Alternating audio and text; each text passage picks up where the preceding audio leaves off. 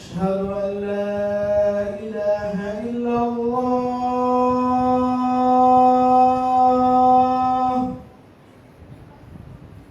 أشهد أن لا إله إلا الله.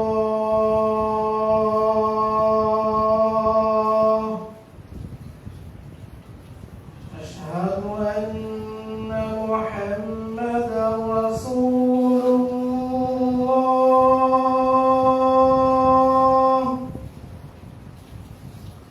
أشهد أن محمدا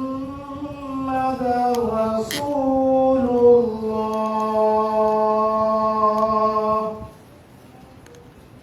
حي على الصلاة.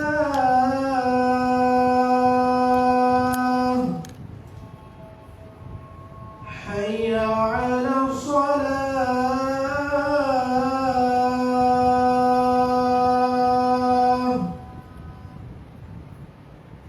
حي على الفلاح.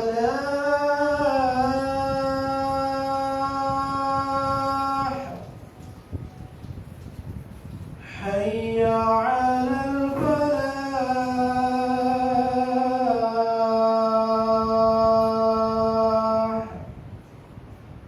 الله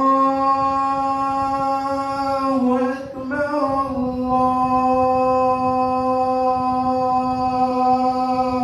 أكبر. لا إله إلا الله.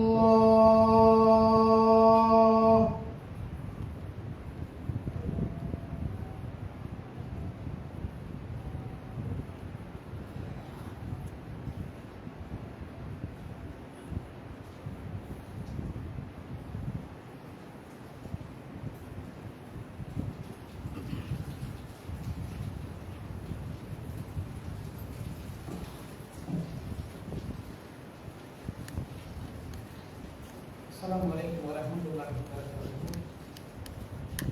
إن الحمد لله نحمده ونستعينه ونستغفره ونؤمن به ونتوكل عليه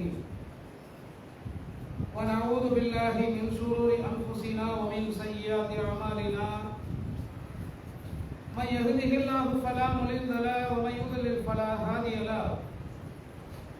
أشهد أن لا إله إلا الله وحده لا شريك له وأشهد أن محمدا عبده ورسوله. اللهم صل على محمد وعلى آل محمد كما صليت على إبراهيم وعلى آل إبراهيم إنك حميد مجيد. اللهم بارك على محمد وعلى آل محمد كما باركت على إبراهيم وعلى آل إبراهيم إنك حميد مجيد. أما بعد فقد قال الله تعالى في محكم تنزيله العظيم والفرقان المجيد. أعوذ بالله من الشيطان الرجيم. بسم الله الرحمن الرحيم. مثل الذين ينفقون أموالهم في سبيل الله كمثل حبة أنبتت 7 سنابل في كل سنبلة 100 حبة. صدق الله العظيم.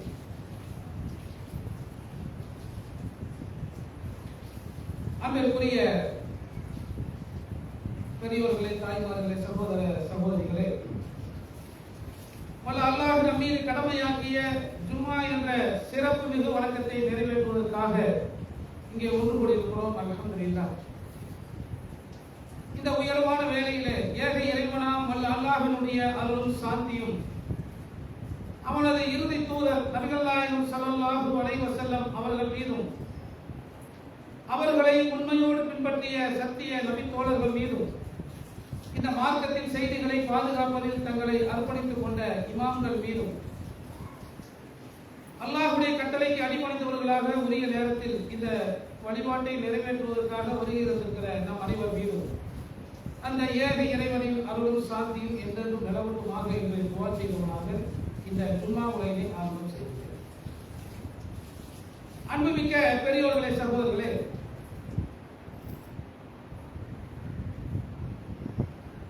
கடந்த முறை நாம் ஜும்மாவில் பேசும்போது நன்றி அப்படிங்கிற விஷயத்தை பற்றி நம்ம பேசியிருந்தோம். அதற்கு முந்தைய ஜும்மாவிலும் அதைத்தான் நாம் பேசியிருந்தோம்.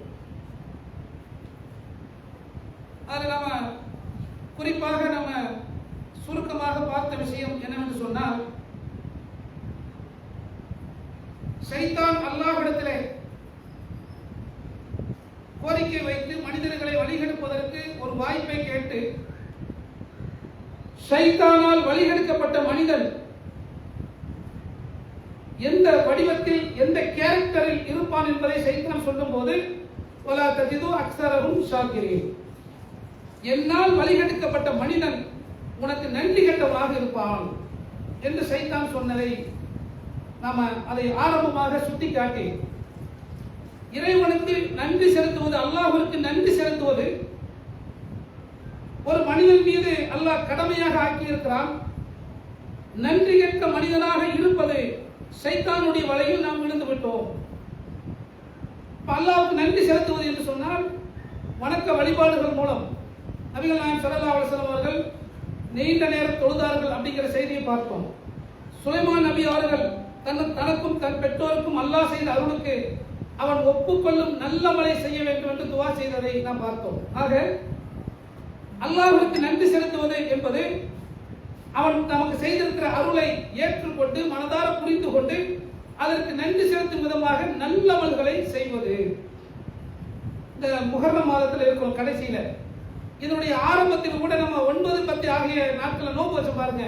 இது ஆஷுராவுடைய நோன்பு அப்படின்னு நம்ம சொல்லிட்டோம். ஆஷுரா என்றால் என்ன? ஃபிரௌனிடமிருந்து அவங்க படையிடமிருந்து மூசா அலைஹிஸ்ஸலாம் அவங்களுடைய கூட்டத்தாரை அல்லாஹ் கடலை பிளந்து வழிவிட்டு காப்பாற்றிய நாள். அதனால ஒவ்வொரு ஆண்டும் அந்த முஹர்ரம் 10ஆம் நாள் மூசா நபி அவர்களும் அவங்களோடு இருந்தவங்களும் நோன்பு நோற்று அல்லாஹ்வுக்கு நன்றி தெரிவித்தார்கள், நன்றி செலுத்தினார்கள் அப்படிங்கிறது அந்த செய்தி. அல்லாஹ்வுக்கு நன்றி செலுத்துவது என்று சொன்னால் அல்லாஹ்வை வணங்குவது, வழிபடுவது, அவனுக்கு அதை நன்றி கடனாக ஆக்குவது. அதே நேரத்தில் ஒரு மனிதன் அல்லாஹ்வுக்கு மாத்திரம் நன்றி செலுத்தி அல்லாஹ்வை மாத்திரம் திருப்திப்படுத்தி மனிதர்களை பற்றி கவலைப்படவில்லை என்று சொன்னால் அதை இஸ்லாம் ஏற்றுக்கொள்கிறதா என்றால் இல்லை. மாறாக ஒரு மனிதன் அல்லாஹ்வுக்கு நன்றி செலுத்தக்கூடியவனாக இருக்க வேண்டும் என்றால் அது நிபந்தனையாக ரசூலுல்லாஹ் சொல்றாங்க. அல்லாஹ்வுக்கு நன்றி செலுத்தக்கூடிய மனிதனாக நீ இருக்கணும்னா மனிதர்களுக்கு நன்றி செலுத்த வேண்டும். மனிதர்களுக்கு நன்றி செலுத்தாமல் நீ அல்லாஹ்வுக்கு நன்றி செலுத்தக்கூடியவனா வரவே முடியாது அப்படிங்கிறத நபி அவர்கள் சொன்ன அந்த அழுத்தமான வார்த்தைகளை எடுத்து வைத்து மனிதர்களுக்கு மத்தியில் இந்த நன்றி உணர்வு இருக்க வேண்டும், அது நம்முடைய அன்றாட வாழ்வில் இருக்க வேண்டும் என்கிற அந்த செய்திகளை நம்ம பார்த்தோம். இதுல அடுத்ததாக கவனிக்கப்பட வேண்டிய இன்னொரு அம்சம் இருக்கிறது, அதைத்தான் நம்ம இன்னைக்கு பார்க்க இருக்கிறோம். என்ன அப்படின்னு சொன்னா, நாம இதுவரைக்கும் பார்த்தது அல்லாஹ்வுக்கு நன்றி செலுத்தணும், அதே நேரத்தில் மனிதர்களுக்கும் நன்றி செலுத்த வேண்டும். மனிதர்களுக்கு நன்றி செலுத்தாமல் அல்லாஹ்வுக்கு நன்றி செலுத்த முடியாது அப்படிங்கிறது. இது யாருக்குரியது அப்படின்னா, பொதுவா அல்லாஹ்வுக்கு நன்றி செலுத்த வேண்டும் என்பது எல்லா மனிதர்களுக்கும் உரியது, அதுல விதிவிலக்கு யாரும் கிடையாது. மனிதர்களுக்கு நன்றி செலுத்த வேண்டும் என்று சொன்னால் எந்த மனிதனால் நான் பயன் பெற்றேனோ, எந்த மனிதனால் நான் உதவியை பெற்றேனோ, எந்த மனிதர்கள் மூலம் எனக்கு நன்மை கிடைத்ததோ அந்த மனிதர்களுக்கு நான் நன்றி செலுத்த வேண்டும், அதுக்கு நன்றியா இருக்கணும். இப்ப எல்லா மனிதர்களுக்கும் நன்றியா இருக்கணும்னா அப்படி வராது, அப்படி மனிதர்களை பொறுத்த வரைக்கும் அப்படி வராது. ஆனால் எல்லா மனிதர்களும் நன்றி செலுத்த வேண்டியிருக்கும். எல்லா மனிதர்களுக்கும் அல்ல, அவர்கள் வாழ்க்கையில் யாரெல்லாம் அவர்களுக்கு பயனளித்தார்களோ, யாரெல்லாம் அவர் நெருக்கடியான நேரங்களில் உதவி செய்தார்களோ, யாரெல்லாம் அவர்களுக்கு உதவிகளை புரிந்தார்களோ அவர்களுக்கு நன்றி செலுத்த வேண்டும், நன்றி உடையவர்களாக இருக்க வேண்டும். அல்லாஹ் சில மனிதர்கள் மூலம் நமக்கு பயனை கொடுத்திருப்பான். இது இப்போ மனிதர்கள் நாம் சிலருக்கு உதவி செய்கிறோம், சிலருடைய நெருக்கடிகளை போக்குகிறோம், சிலருக்கு பயனுள்ளவர்களாக நாம் இருக்கிறோம். இப்படி எல்லாருமே இருப்பாங்க. எந்த மனிதனுமே யாராவது ஒரு மனிதனுக்காவது பயனுள்ள மனிதனாகத்தான் இருப்பான். உலகத்தில் யாருக்குமே பயனில்லாத மனிதன் யாரும் இருக்க முடியாது. நிறைய பேருக்கு பயனுள்ள மனிதர் அப்படின்னு சில பேர் இருப்பாங்க. யாராவது ஒரே ஒருவருக்காவது பயனுள்ள வகையில் ஒரு வேலை செஞ்ச மனிதர்கள் இருப்பார்கள் நிச்சயமாக. இப்படி நம்மை சுற்றி இருக்கிற சக மனிதர்களுக்கு நாம் உதவிகள் செய்யும் போது, அவர்களுக்கு பயனுள்ள காரியங்களை செய்து தரும் போது அதற்கான நன்றியை நாம் அவர்களிடத்தில் எதிர்பார்க்கலாமா? இது ஒரு சிக்கலான இடம். என்னன்னு சொன்னா, எனக்கு ஒருவர் உதவி செய்தால் அதற்கு நான் நன்றி மறக்க கூடாது. நன்றி மறப்பது மிக கெட்ட புத்தி. அதே நேரத்தில் நான் ஒருவருக்கு உதவி செய்கிறேன், நான் ஒருவருக்கு உதவி செய்துவிட்டு அவர் எனக்கு நன்றி செலுத்த வேண்டும் என்று எதிர்பார்க்கலாமானா இஸ்லாம் அந்த இடத்துல தெளிவாக நமக்கு சொல்லி காட்டுகிறது. இது சம்பந்தமா திருமறை குர்ஆன்ல நிறைய இடங்களை பார்க்கலாம். உதவிகள் செய்பவர்களுடைய மனநிலை எப்படி இருக்க வேண்டும். உதவி வாங்கினா, நெருக்கடிக்கு நமக்கு ஒரு உதவி செஞ்சா, நமக்கு ஒரு பயனுள்ள வகையில் ஒரு காரியத்தை செய்து கொடுத்திருக்கிறார் என்றால் அந்த காரியத்திற்கு நாம் நன்றி உடையவர்களாக இருக்கணும். ஆனால் அந்த காரியத்தை செய்பவர் என்ன மனநிலையில் இருக்கணும்? பெற்றுக்கொண்டவர் நன்றியோடு இருக்கணும், கொடுத்தவர் நன்றியை எதிர்பார்க்கலாமா அப்படின்னா இது சம்பந்தமா திருமறை குர்ஆன்ல பாத்தீங்கன்னா நிறைய இடங்கள்ல அல்லாஹ் பேசுறான். நிறைய இடங்கள்ல சூரத்து தஹர் 76வது அத்தியாயம், அந்த அத்தியாயத்தில் ஆரம்பத்திலே படிச்சுட்டு வந்தீங்கன்னா மனிதனுடைய பிறப்பை பற்றி எல்லாம் பேசிட்டு வரலாம்.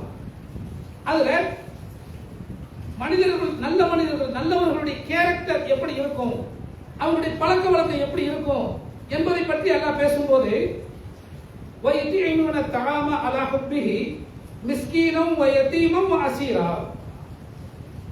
அந்த நல்லவர்களுடைய கேரக்டர் எப்படி இருக்கும்னா, அவர்கள் அல்லாஹ்வை நேசித்ததற்காக ஏழைகளுக்கு, அனாதைகளுக்கு, சிறைப்பட்டவர்களுக்கு உணவளிப்பார்கள். இப்படி உணவளிப்பாங்கல்ல, உணவளிக்கக்கூடிய அந்த காரியத்தை அவங்களுடைய கேரக்டராக அல்லாஹ் பேசுகிறான். அப்படி பேசிட்டு அடுத்து அவங்க என்ன சொல்லுவாங்கன்னா, லா நுரீது மின்கும் ஜஸாஅன் வலா ஷுகூரா, அந்த உதவி செஞ்சுட்டு நீங்க எனக்கு நன்றி செலுத்தணும் என்பதற்காகவோ, நீங்க எங்களுக்கு பிரதிபலன் செய்ய வேண்டும் என்பதற்காகவோ இதை நாங்கள் செய்யவில்லை. இது அல்லாஹ் ஒரு கேரக்டர். நல்லவர்கள் சொர்க்கத்திற்குரியவருடைய பண்பை பற்றி அல்லாஹ் பேசுகிறான். சொர்க்கத்திற்குரியவர்களுடைய பண்பு என்று அல்லாஹ் சொல்லும் போது ஏழைகளுக்கு, அனாதைகளுக்கு, சிறைப்பட்டோருக்கு உணவளிப்பார்கள். உணவளித்து விட்டு சொல்லுவார்கள், லா நுரீது மின்கும் ஜஸாஅன் வலா ஷுகூரா, உங்களிடமிருந்து எந்த பிரதிபலனையும் நாங்கள் எதிர்பார்க்கவில்லை. அதே போல உங்களிடமிருந்து நன்றியை நாங்கள் எதிர்பார்க்கவில்லை.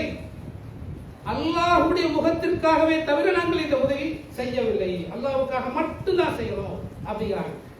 ஏன் அல்லாஹ்வுக்காக மட்டும் செய்யறாங்க அப்படிங்கும் போது அதுக்கும் அவங்களே பதில் சொல்லுவதாக அல்லாஹ் சொல்லுகிறான். இன்னா நஹாஃபு மின் ரப்பினா யௌமன் அபூசன் கம் தரீரா, கடுமையும் நெருக்கடியும் நிறைந்த அந்த மறுமையினுடைய அந்த நாளை நாங்கள் அஞ்சுகிறோம். அதிலிருந்து அல்லாஹ் எங்களை காப்பாற்ற வேண்டும் என்று விரும்புகிறோம். தர்மம் செய்வதற்கு, உதவி செய்வதற்கு நோக்கம் இருக்கு. என்ன நோக்கம்னா, மறுமையில் அல்லாஹ் என்னை காப்பாற்றணும். அந்த சிக்கலான மஹ்ஷருடைய நாளில் அல்லாஹ் என்னை கருணையோடு பார்க்க வேண்டும், என்னை பரிவோடு பார்க்க வேண்டும்.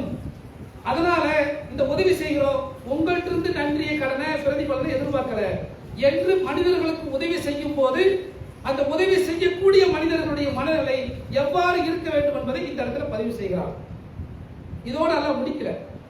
கடுமையும் சிரமமும் நிறைந்த அந்த நாளை நாங்கள் அஞ்சுகிறோம், அதற்காகத்தான் இதை செய்கிறோம்னு சொன்னாங்கல்ல, அதுக்கு பதில் சொல்றான் பாருங்க. ஃபவகாஹுமுல்லாஹு ஷர்ர ذلிகல் யௌம், அன்றைய நாளின் தீங்கில் இருந்து அவர்களை நாம் காப்பாற்றினோம்.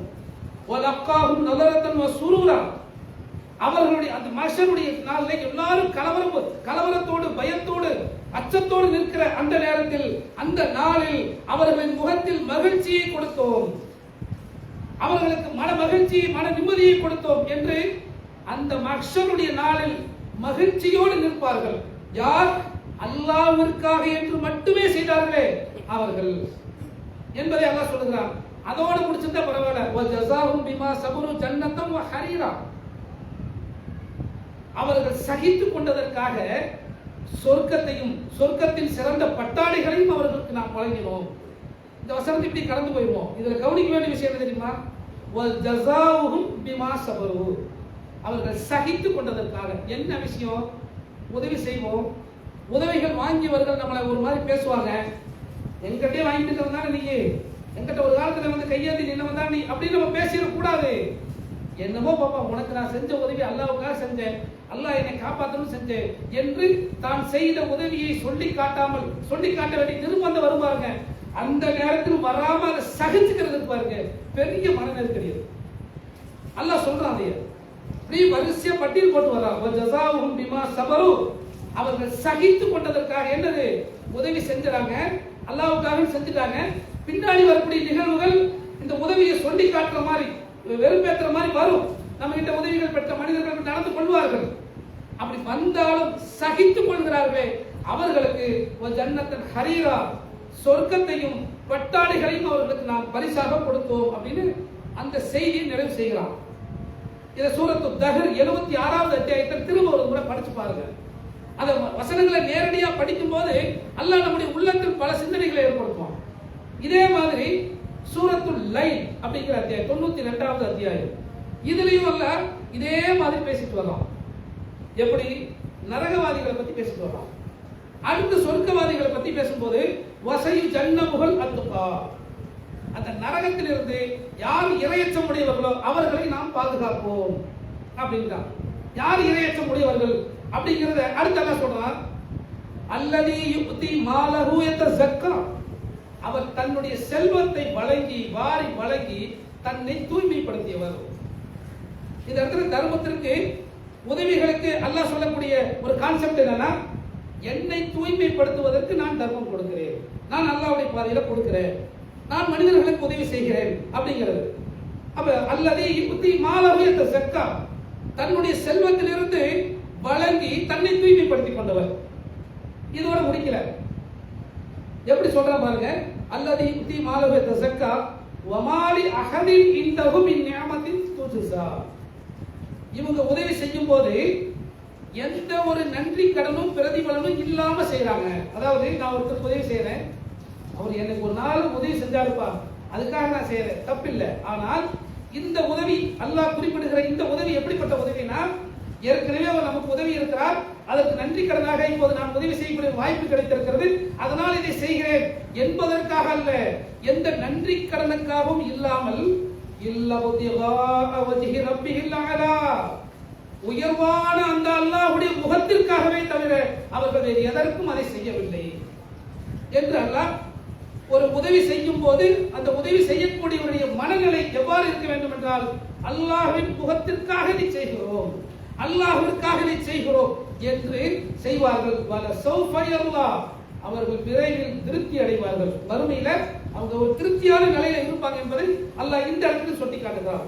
ஆக இந்த ரெண்டு சூரத்து தஹர், சூரத்துல் லைல், இந்த இரண்டிலுமே அல்லாஹ் உதவிகள் செய்பவர்களுடைய மனநிலை எவ்வாறு இருக்க வேண்டும், அல்லாஹ்வுக்காக செய்யணும், இஹ்லாஸோடு செய்யணும், அது எந்த இடத்திலும் அதுல பிசிறு தட்டிடக் கூடாது என்று பாசிட்டிவா சொல்லிட்டு வரோம். அவ்வளவுதான் பாசிட்டிவா இருக்குதுல்ல, அல்லாஹ்வுக்காக செய்வா, வேற எதுக்காக செஞ்சிடாத என்று நமக்கான அறிவுரை. அது நீ அல்லாஹ்வுக்காக செஞ்சா உனக்கு மறுமையில அந்த மஹ்ஷருடைய அந்த தீமையிலிருந்து அந்த தீங்கிலிருந்து அல்லாஹ் உன்னை பாதுகாத்து மஹ்ஷர்லயே உன்னை அல்லாஹ் மகிழ்ச்சியாக வைத்திருப்பான், உன்னை சந்தோஷமா வச்சிருப்பான். மற்ற மனிதர்கள் எல்லாம் கலங்கி தவிக்கிற அந்த நாளில் நீ சந்தோஷமாக இருப்பாய். அதற்கு ஒரே ஒரு செயல் தான் தேவை, நீ உதவி செய்யும் போது அல்லாஹ்வுக்காக மட்டும் செஞ்சு அப்படிங்கிறது. இது வந்து நமக்கு நல்லா சொல்லி தரலாம். ஓகே, இதோடு அல்லாஹ் குர்ஆன்ல இந்த செய்திகளோட முடிச்சிருந்தாங்கன்னா பரவாயில்லை, சரி உதவி செய்யறோம் அல்லாஹ்வுக்காக செஞ்சுட்டோம். அதே நேரத்தில் இந்த உதவிகள் நாம் செய்யும் போது இந்த மனநிலை தவறி, இந்த மனநிலை இல்லாமல் இந்த மனநிலை தவறி ஒருவர் நடந்து கொண்டார் அப்படின்னா அதுக்கு என்ன விளைவு?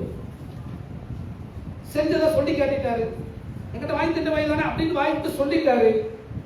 இந்த மாதிரி நான் எவ்வளவு செஞ்சிருக்கேன் தெரியுமா என்று தன்னை பற்றி தானே ஒரு விளம்பரம், தன்னை பற்றி சில பேர் பாத்தீங்கன்னா எல்லாருமே அப்படி சொல்ல முடியாது. சில பேர் பாத்தீங்கன்னா அந்த மாதிரி தான் செஞ்சதை எப்படியாவது வெளியில சொல்லணும் அப்படிங்கிற ஒரு மனநிலை இருக்கு பாருங்க. இந்த மாதிரி தான் ஒரு உதவி செய்து விட்டு, தான் ஒரு நற்காரியத்திற்கு உதவி விட்டு அந்த அதை எப்படியாவது வெளியில தன்னை பற்றி தானே பேசணும். நேற்று தான் வந்தாங்க, கொடுத்துட்டோம், கொடுத்துட்டோம், கொடுத்துட்டே தான் இருக்கும் அப்படி அல்லாஹ் அப்படி என்னைக்கா நம்ம சொல்லிட்டானா? அல்லாஹ் கொடுக்குற நீ பார்த்தா நம்ம நிலைமை என்ன ஆகும்? நம்ம வந்து தினம் உதவி செஞ்சுட்டா அதை பெருசா நினைச்சுக்கிறோம். ஆனா இப்படி வாய் விட்டு சொல்லுவதற்கு பாருங்க, இத அல்லாஹ் மிக கடுமையாக பேசுகிறான். இது எங்க பார்க்கலாம்னா சூரத்துல் பக்ரா. சூரத்துல் பக்ராவில் இந்த 10 வசனத்தை கண்டிப்பா படிங்க. அதாவது 261 இருந்து 71 வரைக்கும் இந்த வசனங்களை படிங்க. இவ்வளவு விரிவாக அல்லாஹ் திருமறை குர்ஆன்ல ஒரு அமலை குறித்து, ஒரு செயலை குறித்து இவ்வளவு விரிவாக பேசியிருக்கானா அப்படின்னா சில விஷயங்கள் மட்டும் தான் பேசியிருப்பான். பொதுவா திருமறை குர்ஆன் ரொம்ப சுருக்கமானது. அதை சிந்திச்சுதான் நம்ம விளங்கி பின்பற்றணும்னு அல்லாஹ் சொல்லியிருக்கிறான். அப்படிப்பட்ட அந்த சுருக்கமாக அல்லாஹ் வடிவமைத்து தந்திருக்கிற அந்த குர்ஆன்ல 10 வசனங்கள் திரும்ப திரும்ப தர்மம் குறித்து, தர்மம் செய்பவருடைய நிலை குறித்து, தர்மம் செய்வருடைய மனநிலை குறித்து, அந்த மனநிலையால் ஏற்படும் நன்மை தீமைகள் குறித்து திரும்ப திரும்ப பேசுறான். அதுல பாருங்க நல்லா எப்படி சொல்றாங்க. முதல் வசனம் 61ல 2:61 மஸலுல் லதீன யுன்ஃபிகூன அம்வாலஹும் ஃபீ ஸபீலில்லாஹி கமஸலி ஹப்பத்தின். யார் அல்லாஹ்வுடைய பாதையில் தங்களுடைய செல்வத்தை செலவிடுகிறார்களோ அவர்களுக்கான உதாரணம், அவர்கள் செய்யக்கூடிய அந்த செலவுக்கான உதாரணம் எப்படிப்பட்டது என்றால் ஹப்பத்தின், அது ஒரு வித்துக்கு உதாரணம், வித்தை போன்றது. அந்த வித்து எப்படிப்பட்ட வித்து என்று சொன்னால், அது முளைத்து வெளியிலே வரும் பொழுது அதில் 7 கதிர்கள், ஒவ்வொரு கதிரிலும் 100 தானியங்கள். அப்ப ஒரு விதை போடுறோம், ஒரு விதை முளைத்து வெளியிலே வந்து அது பயன் தரும்போது 700 மடங்காக தருகிறதே, அதை போன்று அல்லாஹ் நீங்கள் செய்கிற தர்மங்களுக்கு 700 மடங்காக நன்மைகளை பெருக்கி தருவான் அப்படிங்கிறான். இதோடு முடிக்கிறாங்க. வல்லாஹு யுதாயிஃபு லிமன் யஷா. தான் நாடியவருக்கு இதை விட அதிகமாக கொடுப்பான். நீ அல்லாஹ்வுடைய அருளை 700 மடங்கு கணக்கு பண்ண கூடாதுல்ல, சுருக்கிட கூடாது, வட்டத்துக்குள்ள அல்லாஹ்வுடைய அருளை வச்சிட கூடாதுல்ல. அதுக்கு அல்லாஹ் சொல்றான் 700 மடங்காக நான் பெருக்கி தருவேன் நீங்கள் அல்லாஹ்வுடைய பாதையில் செய்யக்கூடிய தர்மங்களுக்கு. அல்லாஹ் நாடினால் வல்லாஹு யுதாயிஃபு லிமன் யஷா, நாடியவர்களுக்கு இதை விட அதிகமாக பன்மடங்காக தருவான். வல்லாஹு வாசிஉன் அலீம், அல்லாஹ் விசாலமானவன், அதை நம்ம சுருக்கிட முடியாது இப்படின்னு அந்த வசனத்தை சொல்லிட்டான். இதை சொல்லிட்டு அல்லாஹ் அடுத்து தர்மம் செய்வதை பற்றி, அதாவது தர்மம் செஞ்சுட்டு சொல்லி காட்டி நோவினை செஞ்சிடாதீங்க அப்படின்னு ஒரு அறிவுரை சொல்றான் அடுத்த வசனங்கள்ல. அதற்கு அடுத்த வசனங்களை பார்த்தீங்கன்னு சொன்னா அல்லாஹ் சொல்றான், யார் தர்மம் செய்துவிட்டு சொல்லி காட்டி நோவினை செய்கிறார்களோ, அதே தொடர்ல தான் அது. யார் தர்மம் செய்துவிட்டு நோவினை செய்கிறார்களோ, அதாவது ஒரு ஆள் நம்ம கிட்ட உதவி வாங்கியிருப்பாரு, யாருக்கும் தெரியாம செஞ்சிருப்போம், அந்த தெரியாமல் செய்த உதவியை வெளியில போட்டு சொல்லும் போது அவருக்கு அது கேவலமா இருக்கும். ஏன் கேவலப்படுத்தணும்னு நினைக்கிறோம்னா, சில நேரங்கள்ல அவர் நம்ம எதிர்த்து பேசியிருப்பார், நம்ம கிட்ட ஏதாவது வம்புக்கு வந்திருப்பாரு, ஏதாவது சண்டைக்கு வந்திருப்பாரு. அப்படிங்கும் போது அந்த இடத்துல அவரை கேவலப்படுத்துவதற்கு, அவரை அசிங்கப்படுத்துவதற்கு எங்கிட்ட இருக்கிற ஒரே மேட்டு யாருக்கும் தெரியாம ஒரு உதவி செஞ்சல. அதான் இந்த மாதிரி ஏதாவது ஒன்று, உதாரணத்துக்கு நான் இதை சொல்றேன், இந்த மாதிரி வாழ்க்கையில ஒவ்வொருத்தருடைய வாழ்க்கையில ஏதாவது ஒன்று இருக்கும். அப்படி அல்லாஹ் சொல்றான், யா அய்யுஹல்லதீன ஆமனூ, ஈமான் கொண்டவர்களே, உங்களுடைய தர்மங்களை சொல்லி காட்டி நோவினை செய்து அதை நீங்கள் அழித்துக் கொள்ளாதீர்கள். அதுக்கு என்ன உதாரணம் அப்படிங்கறது அல்லாஹ் சொல்லும்போது, கமஸலி ஸஃப்வானின் அலைஹி துராபு, இந்த மாதிரி உதவி அள்ளி அள்ளி கொடுத்துட்டு அதுக்கு பிறகு அதை சொல்லி காட்டி தொந்தரவு பண்ணி இந்த மாதிரி ஒரு பழக்கம் இருக்குல்ல, இப்படி ஒரு கேரக்டர் இருந்தால் அந்த கேரக்டர் உடைய மனிதர்களுடைய தர்மம் அது எதை போன்றது என்றால், வெறும் வழுக்கு பாறை, ஒரு மொட்டை பாறை, அதுல கொஞ்சம் மண் ஒட்டி இருக்கிறது. கமஸலி ஸஃப்வானின் அலைஹி துராப் ஃபஅஸாபஹு வாபிலுன், ஒரு மொட்டை பாறை, அதில் கொஞ்சம் மண் ஒட்டி இருக்கிறது, ஒரு பெரும் மழை பொழிந்து இருக்கிற மண்ணை அடிச்சுட்டு போயிடுச்சு. அது போன்று நீங்கள் செய்கிற தர்மம் ஒண்ணுமில்லாம போயிடும். எப்போ மன்னம் வலா அதல் என்று அல்லாஹ் சொல்லுகிறான். சொல்லி காட்டுவது, நோவினை செய்வது, இந்த ரெண்டையும் செஞ்சிட்டீங்கன்னா அந்த தர்மம் உருப்படாம போயிடும் என்று அல்லாஹ் அதை கடுமையாக பேசுகிறான். நீங்க செஞ்சது வீணா போயிடுச்சு அப்படின்னு பேசலாம். இதற்கு அடுத்து அல்லாஹ் ஒரு உதாரணம் சொல்றான். இது ஒரு உதாரணம் தானே. தர்மம் செஞ்சு சொல்லி காட்டி நோவினை செய்தால் அவர்களுடைய தர்மம் எப்படி அழிஞ்சு போகும் அப்படிங்கறத ஒரு உதாரணத்துல சொல்றான். ஒரு மொட்டைப்பாறை, அது ஒட்டி இருக்கிற மண், அது ஒரு பெரும் மழை பொழிந்து இப்ப அந்த மண்ணை இல்லாம போச்சு, நீங்க செஞ்ச நன்மை தர்மம் எதுவுமே உங்களுக்கு நன்மையாக இல்லாம போச்சு, அழிஞ்சு போச்சு அப்படின்னு ஒரு உதாரணம். இன்னொரு உதாரணம் சொல்றான். எப்படி? இஹ்லாஸோடு அல்லாஹ்வுக்காக மாத்திரம் ஒருவர் தர்மம் செய்கிறார், அது அல்லாஹ் எப்படி உதாரணம் சொல்றான் பாருங்க. ஒருவருக்கு ஒரு தோட்டம் இருக்கு, அதாவது அந்த உதாரணத்தை சொல்றதுக்கு முன்னாடி எல்லாம் ஒரு செய்தியோடு சொல்லுகிறான். எப்படின்னு சொன்னா, ஒருவர் தனக்குள்ள இருக்கிற மன உறுதிக்காகவும் அல்லாஹ்வுக்காகவும் இந்த தர்மங்களை செய்கிறார். தர்மம் செய்யும் போது அவருக்கு இருக்கிற மன உறுதி எப்படி, நான் இங்கே தர்மம் செய்தால் மறுமையில் எனக்கு அது கிடைக்கும், நான் இங்கே செய்கிற இந்த செலவு, அல்லாஹ்வுடைய பாதையில் நான் செய்கிற செலவு மறுமையில் எனக்கு கிடைக்கும்ங்கிற இந்த நம்பிக்கையோடு அவர் அந்த உறுதியோடு அந்த கர்மம் செய்கிறார். அல்லாஹ்வுக்காக மட்டும் செய்கிறார் என்று சொன்னால் அதனுடைய உதாரணத்தை அல்லாஹ் எப்படி சொல்லுகிறார்னா, உயரமான இடத்தில் அமைந்த தோட்டம். அந்த தோட்டத்தில் ஒரு பெரும் மழை பொழிகிறது. அது எப்படி விளைச்சலை கொடுக்கிறது என்றால் 2 மடங்காக அந்த தோட்டம் விளைச்சலை கொடுக்கிறது. பெரும் மழை பொழியாவிட்டால் கூட ஒரு சின்ன தூறல் போதும், அது விளைச்சலை தந்துவிடும் என்று அல்லாஹ் இஹ்லாஸோடு செய்யப்படும் அமல்களுக்கு அந்த நன்மைகள் எப்படி வழங்குகிறேன் என்பதை அல்லாஹ் ஒரு உதாரணத்தோடு சொல்லுகிறார். இந்த உதாரணம், அதாவது இஹ்லாஸோடு செய்யப்படுகிற அமல்களுக்கான உதாரணம் என்று அல்லாஹ் இதை பேசுகிறான். இன்னொரு உதாரணத்தை அதே வசனத்திலே தொடர்ந்து சொல்லலாம். எப்படின்னு சொன்னா, அதுவும் தோட்டத்தை வச்சே சொல்லலாம். ஒருவருக்கு ஒரு தோட்டம் இருக்கிறது. அந்த தோட்டத்தில் அவர் பேரித்த மரங்கள் இருக்கிறது, திராட்சை தோட்டங்கள் இருக்கிறது. அந்த தோட்டத்துக்கு கீழே ஆறுகள் ஓடிக்கொண்டிருக்கிறது. அதுல எல்லா வகையான கனிகளும் அங்கே இருக்கிறது. மின்குள்ளி சமராத் என்று எல்லாம் பேசுகிறாங்க. எல்லா வகையான கனிகளும் அங்கே இருக்கிறது. யோசிச்சு பாருங்க, நாம் சாப்பிடுகிற எல்லா வகையான கனிகளும் ஒரு தோட்டத்தில் இருக்கிறது. பேரித்த மரங்கள் இருக்கிறது, திராட்சை இருக்கிறது. இப்படி எல்லா கனிகளையும் கொண்ட ஒரு தோட்டம். அது அறுவடைக்கு தயாராகி கொண்டிருக்கிற அந்த நேரம், அந்த தோட்டத்தின் உரிமையாளர் வயது முதிர்ந்தவர், அவருடைய பிள்ளைகள் பலவீனமானவர்கள், இப்படி இருக்கிறாங்க. இந்த உதாரணத்தை சொல்றான். இந்த தோட்டத்தின் உரிமையாளர் பலவீனமானவர், அவருடைய பிள்ளைகள் பலவீனமானவர்கள், இவர் முதியவர். இந்த நிலையில ஒரு நெருப்புடன் கூடிய ஒரு புயல் காற்று இந்த தோட்டத்தை எரித்து சாம்பலாக்கி விட்டால் எப்படி இருக்கும் அப்படிங்கிறான். எதற்கு இந்த உதாரணத்தை சொல்லுகிறான்? அவருடைய தோட்டம் என்று எல்லாம் வர்ணிக்கிறான் பாருங்க.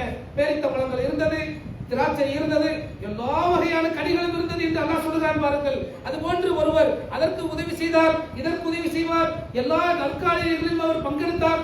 எல்லா ஊருக்குள்ள எந்த நற்காரியம் வந்தாலும் நம்முடைய பங்கு சின்னது இருக்கும் என்கிற அளவிற்கு எல்லா நற்காரியங்களிலும் பங்கேற்று எல்லாவற்றிலும் நன்மைகளை தேடிக்கொண்ட ஒரு மனிதர் சொல்லி காட்டுவதால் ஏற்படும் விளைவு என்னன்னா, ஒரு புயல் காற்று எப்படி ஒரு தோட்டத்தை எரித்து சாம்பலாக்குகிறதோ அதை போன்ற அந்த நன்மைகள் அழிந்து நாசமாகி விடுகிறது என்று அல்லாஹ் இந்த உதாரணத்தின் மூலம் அல்லாஹ் பேசுகிறார். அப்ப இந்த மனநிலை ரொம்ப முக்கியமானது. நன்றி செலுத்தணும், அதான் நம்ம பார்க்கிற பார்வை. நன்றி செலுத்தும் போது அல்லாஹ்வுக்கு நான் நன்றி செலுத்துகிறேன் என்றால் அது வணக்க வழிபாடுகள் மட்டுமல்ல, அல்லாஹ்வுக்காக நான் செய்கிற தர்மங்களும் அல்லாஹ்வுக்கு நன்றி தான். எனக்கு தர்மத்தை குறித்து திருமறை குர்ஆன்ல நீங்க எங்கே தேடி பார்த்தாலும் நாம் வழங்கியதிலிருந்து, நாம் கொடுத்ததிலிருந்து அவர்கள் செலவு செய்வார்கள் தான். எந்த சொத்தையும் அல்ல, நாம் வச்சிருக்கிற எந்த சொத்தையும் நீ சம்பாதிச்சதிலிருந்து கொடுன்னு சொல்ல, நான் கொடுத்ததிலிருந்து கொடுக்கலாம். அப்படி அல்லாஹ் கொடுத்தான், அதற்காக நான் தருகிறேன் என்று ஒரு மனிதன் தரும்போது அந்த உதவிகளை பெறக்கூடிய மனிதர்களிடத்தில் எப்படி நடந்து கொள்ள வேண்டும், அந்த நற்காரியங்களில் நாம் பங்கெடுக்கும் போது என்ன மனநிலையில் பங்கேற்க வேண்டும். இதோ நான் செய்கிற இந்த 10 ரூபாய் ஆகட்டும் அல்லது லட்சம் ரூபாய் ஆகட்டும், அது எவ்வளவு தொகை என்பது முக்கியம் அல்ல, என்ன மனநிலை என்பது முக்கியம். சில நேரங்களில் நாம் சில உதவிகளை செய்யும் போது, ஒரு நற்காரியங்களை பங்கெடுக்கும் போது வசூலுக்கு போவோம்.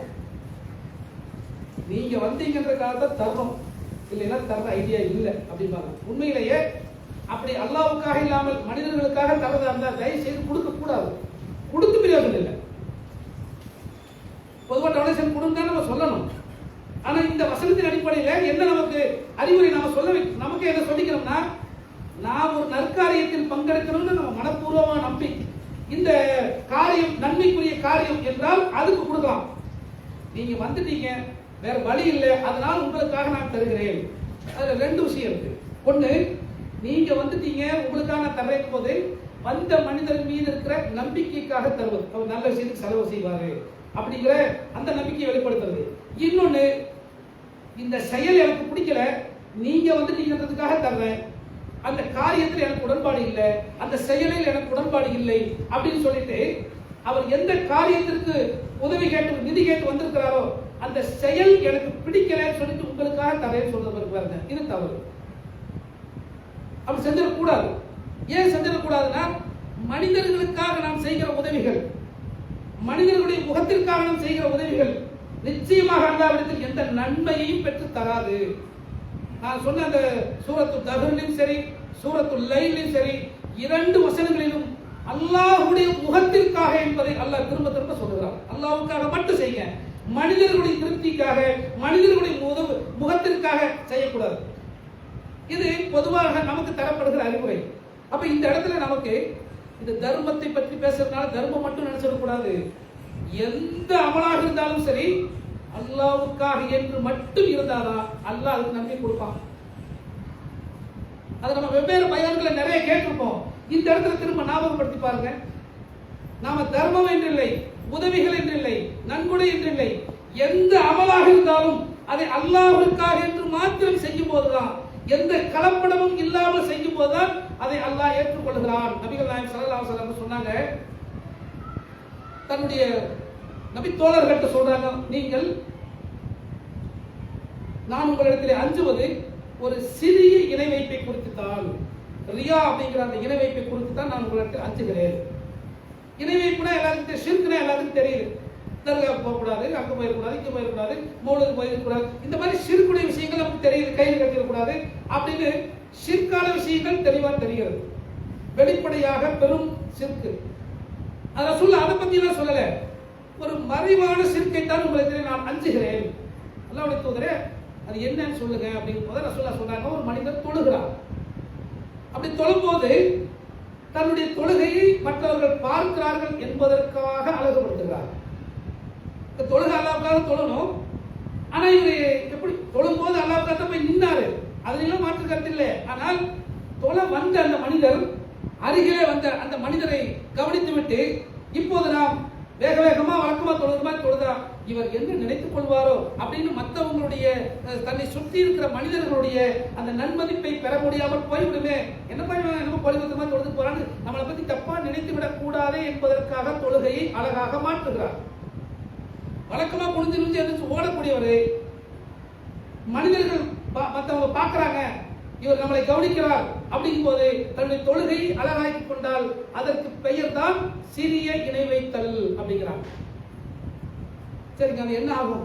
நான் அல்லாஹ்வை தான் தொழுதேன், நான் அல்லாஹ்வை நினைச்சுதான் தொழுதேன், இடையில கொஞ்சம் இப்படி போயிருச்சு, சிந்தனை இப்படி போயிருச்சு. என்ன அவர் பார்க்கிறாரு, இவர் பார்க்கிறாரு, என்னுடைய தொழுகையை அழகா மாத்துற மாதிரி சிந்தனை போயிருச்சு.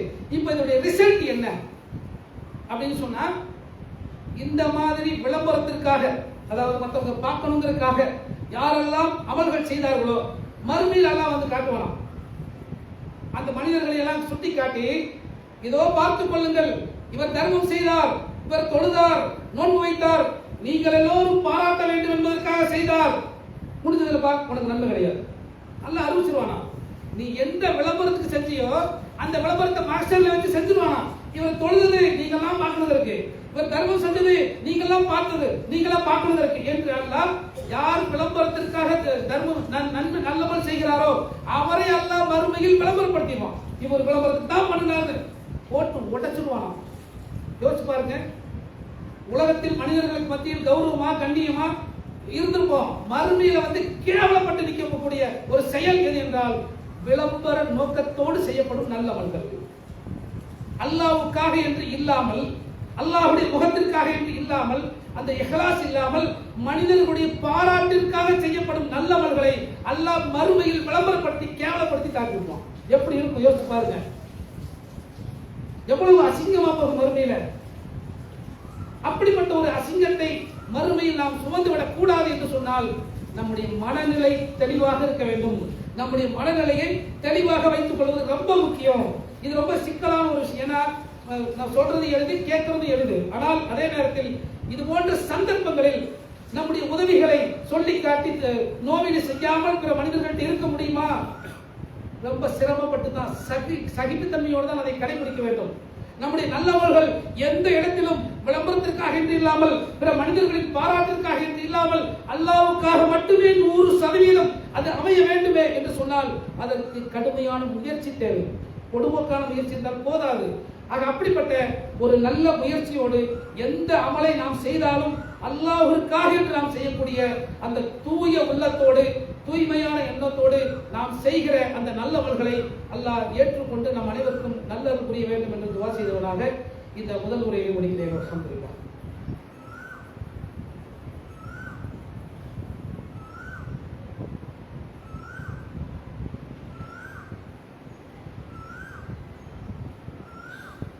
அல்ஹம்துலில்லாஹ். அன்புக்குரிய பெரியோர்களே, சோதரர்களே, மனித வாழ்க்கையில் இருக்க வேண்டிய முக்கியமான ஒரு பண்பு நன்றி உணர்வு. முதலாவதாக நாம் அல்லாஹ்விற்கு நன்றி உடையவர்களாக இருக்க வேண்டும். அதே நேரத்தில் மனிதர்களிடத்திலும் நன்றி உடையவர்களாக இருக்க வேண்டும் என்பதை இஸ்லாம் நமக்கு வலியுறுத்தி இருக்கிறது. மனிதர்களுக்கு நன்றி செலுத்தாமல் அல்லாஹ்விற்கு நன்றி செலுத்திவிட முடியாது என்பதையும் அல்லாஹ்வுடைய தூதர் நமக்கு கற்றுக் கொடுத்தார்கள். அதே நேரத்தில் மனிதர்களுக்கு நாம் உதவி செய்யும் போது, நற்காரியங்களில் நாம் பங்கெடுக்கும் போது, நல்லமல்களை நாம் செய்யும் போது அதை அல்லாஹ்விற்காக என்று மாத்திரம் அதை நாம் அமைத்துக் கொள்ள வேண்டும். அவ்வாறு இல்லாமல் விளம்பரத்திற்காக, புகழுக்காக, பெருமைக்காக என்று இருக்குமையானால் அது மறுமையிலே மிக மோசமான விளைவுகளை தரும் என்ற அந்த செய்தியோடு நம்ம முதல் உரையில் நிறைவு செய்வோம். நபிகள் நாயகம் ஸல்லல்லாஹு அலைஹி வஸல்லம் அவர்கள் இஹ்லாஸோடு செய்யப்படும் அமல்களுக்கு என்ன கூலி, எப்படி அல்லாஹ் அந்த கூலியை அல்லாஹ் எப்படி டெவலப் பண்றான் அப்படிங்கிறத சொல்லும்போது, உங்களில் ஒருவர் ஹலாலான முறையிலே சம்பாதித்து அதை அல்லாஹ்வுடைய பாதையில் தர்மம் செய்கிறார். செஞ்சது கம்மிதான், அவருடைய தொகைன்னு பார்த்தா, மதிப்புன்னு பார்த்தா சின்னது. ஆனால் அல்லாஹ் அதை எப்படி டெவலப் பண்றாங்கிறத ரசூலா சொல்லும்போது, அந்த தர்மம் இருக்குல்ல, அதை அல்லாஹ் வலது கரத்தால் பெற்றுக் கொள்கிறான். யார் ஒரு மனிதர் ஹலாலான முறையில் அதாவது பொதுவாக நம்ம சில காட்சிகளை பார்த்துருப்போம். அந்த காலத்தில் சினிமா பார்க்குற காலங்களில் இப்போ பல வருஷங்களாக வைங்க, திருட போகும்போது கடவுள்கிட்ட கோரிக்கை வச்சுருப்பாங்க, நான் திருடுறதுல உனக்கு பாதி எனக்கு உதவி செய்யுது. ஹராமான வழியில் சம்பாதிச்சுட்டு கடவுளுக்கு கொடுக்கறதுன்னு ஒரு கான்செப்ட் வச்சிருப்பாங்க. நம்ம முஸ்லீம்களையும் சம்பாதிக்கிறது என்னப்பா, கொஞ்சம் சம்பாதிச்சுட்டு அல்லாஹ் கொஞ்சம் கொடுத்தா வேலை முடிச்சது அப்படிங்கிற இந்த நினைப்பாகாது. அல்லாஹ் ஏற்றுக்கொள்ள வேண்டும் என்று சொன்னால் அது ஹலாலான சம்பாத்தியமாக இருக்கணும். அப்படி ஹலாலாக சம்பாதித்து அதிலிருந்து அவர் ஒரு சிறிதளவு தர்மம் செய்கிறார், கொஞ்சம் தான்.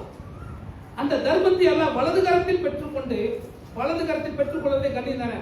ஒரு உதவி செய்ய கொடுங்க அப்படின்னா இருக்கும், அசிங்கம் தானது, மரியாதை குறைவு தானே. அல்லாஹ் நாம் செய்கிற ஹலாலான தர்மங்களை வலது கரத்தால் பெற்றுக்கொள்கிறான். பெற்றுக்கொண்டு நீங்கள் ஒரு குதிரை குட்டியை வளர்ப்பதை போன்று, குதிரையை வளர்க்கிற போதுன்னு சொல்லல, குதிரை குட்டியை வளர்ப்பது போன்று. எப்படி ஒரு ஆட்டுக்குட்டி வாங்குறோம், 6 மாசம் குட்டி வாங்கிட்டா அது வெளியில் போய் மேய்ச்சி விட முடியாது. அதுக்கு தினந்தோறும் அதுக்கு என்ன கொடுக்கணுமோ நாம அதுக்கான தீனியை கரெக்டா பராமரிச்சு கொடுக்கணும், அது ஒரு லெவலுக்கு வர்ற வரைக்கும்.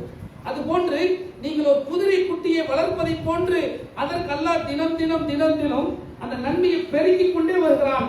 அது ஒரு மலையளவு பெருகி நிற்கிறது. எது சின்னது, ஹலாலாக சம்பாதித்து செய்யப்பட்ட ஒரு சின்ன தர்மம், அதை அல்லாஹ் மலையளவு உயர்த்துவான். எப்போது? இஹ்லாஸோடு செய்யப்படும் அமல்களுக்கு அப்படிங்கிறாங்க. அப்போ நாம சின்னதும் பெருசோ அல்லாஹ்வுக்காக என்று மாத்திரம் ஹலாலான முறையில் சம்பாதித்து செய்யணும். பொதுவா நம்முடைய நற்காரியங்கள் மறுமையில மட்டும்தான் இல்லைங்க, உலகத்திலும் அது உதவி செய்கிறது. நபிகள் நாயகம் ஸல்லல்லாஹு அலைஹி வஸல்லம் சொன்னாங்க, தர்மத்தை குறித்தே சொல்லும்போது, தர்மம் செஞ்சுட்டா சொத்து அழிஞ்சு போயிருமே அப்படின்னு பயப்படாதீங்க, தர்மம் செய்வதால் ஒருவர் ஏழையாகிவிட முடியாது அப்படிங்கிறாங்க. நான் சொன்ன 2:61 71 வரைக்கும் படிங்கன்னு சொன்னல, அதுல அந்த வசனத்தை படிங்க. ஷைத்தானு யஇதுகுல் ஃபக்ர், ஷைத்தான் உங்களுக்கு வறுமையை பற்றி எச்சரிக்கிறான். அப்படி ஏன் தர்மம் செஞ்சா அப்படி ஆயிரு இப்படி ஆயிரு ஷைத்தான் பயமுறுத்துறான். ஆனால் அல்லாஹ் தர்மங்களை வளர்க்கிறான், வட்டியை தான் அளிக்கிறான் அப்படிங்கிறான். இப்ப தர்மம் வளரக்கூடியது, அல்லாஹ் வளர்க்கிறான். எப்படி வளர்க்கிறாங்கிறத ரசூலுல்லாஹ் இந்த ஹதீஸ்ல உதாரணமா சொல்றாங்க. ஒரு குதிரை குட்டியை வளர்ப்பதை போன்று வளர்த்து அது பெரும் மலை போன்ற ஒரு நன்மையாக மாற்றி விடுகிறான். இப்ப உலகத்திலும் தர்மம் நன்மை செய்யும். உலகத்துல நாம் இஹ்லாஸோடு செய்கிற நல்ல காரியங்கள் இருக்குவாங்க, அது நமக்கு உலகத்தில் இக்கட்டான நேரங்களில் அது பெரும் உதவியாக இருக்கிறது. அல்லாஹ் சொல்லி கேட்கலாம், வபுதகு இலைஹில் வசீலா என்று அல்லாஹ் குர்ஆன்ல சொல்றார். அல்லாஹ்வின்பால் உங்களை நெருக்கி வைக்கிற ஒரு வசீலாவை நீங்கள் ஏற்படுத்திக் கொள்ளுங்கள். வசீலானா நம்முடைய நல்லவர்கள் தான். இதுக்கு உதாரணமா சொன்னதுக்கு நேரம் இல்லை. இந்த ஹதீஸை நம்ம நிறைய கேட்டுருப்பதனால சுருக்கமா அந்த செய்தியை சொல்லி முடிக்கிறேன். எப்படின்னா, நபிகள் நாயகம் ஸல்லல்லாஹு அலைஹி வஸல்லம் சொன்னாங்க, முந்தைய சமூகத்துல 3 பேர் ஒரு பாதை வழியா காட்டு வழியா போய்கிட்டு இருந்தாங்க.